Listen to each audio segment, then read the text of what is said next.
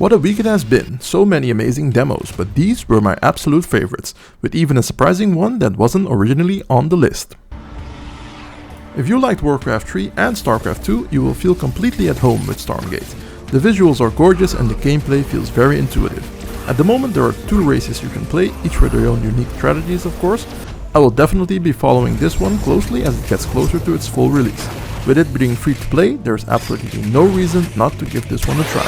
I enjoyed it a lot. The Duck Detective really surprised me. Usually detective and discovery type games are not my favorite type of game, but this one is so much fun. The voice acting is very well done and really brings the different characters to life. Piecing together clues is interesting and never gets boring. I had a blast playing it and I'm sure you will too. By the way, if these videos are helpful or entertaining to you, please consider liking and subscribing. It really helps me out in creating more content for you all.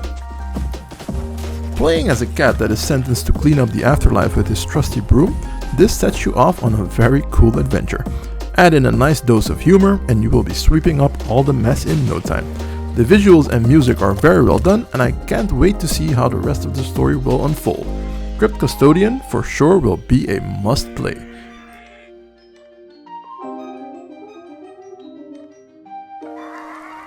Now this one was not originally on my radar, but man am I glad I got tipped off by one of you. The phrase psychedelic baby comes to mind when you first set eyes on the very bright and colorful scenery in Ultros. This has to be one of the most unique Metroidvanias I have ever played. It is the first one where the enemies you defeat basically also become your source of health, because you can consume their remains. The amount of health you can gain even seems dependent on how efficient you defeated the enemy.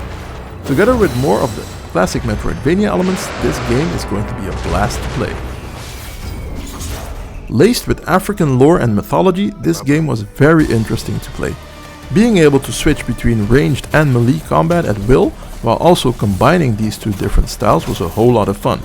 The game has a strong story that is told through interactions with other characters, starting with none other than the God of Death.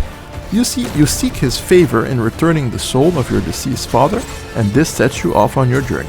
Another great game I cannot wait to play more of. Whoa, just whoa. For me, this was the best game of Next Fest. It's challenging, for sure, but the combat and movement are just so satisfying. All the combinations you can do by throwing and teleporting with your sword just blew me away. The dark tones and the dark atmosphere are really well done, as is the background music. I'm sure the story is going to be super interesting and I cannot wait for it to come out so I can play some more. Thanks for watching, see you next time.